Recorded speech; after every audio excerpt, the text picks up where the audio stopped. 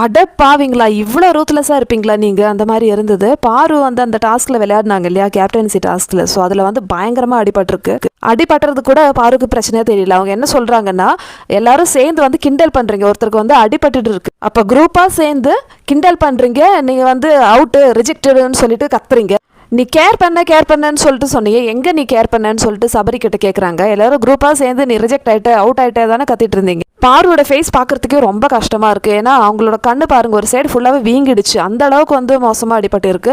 பாருக்கு பதிலாக வேற யாராவது அடிபட்டு இருந்தா வந்து இப்போ சோஷியல் மீடியாவில் வந்து செம்ம டேக்லைன், ஐயோ என்ன ஆயிடுச்சு, அவளுக்கு என்ன ஆயிடுச்சு, அவனுக்கு என்ன ஆயிடுச்சு, சபரியால தான், இல்லை அவங்களால தான், இவங்களால தான் சொல்லிட்டு எப்படியெல்லாம் வந்து சொல்லுவீங்க.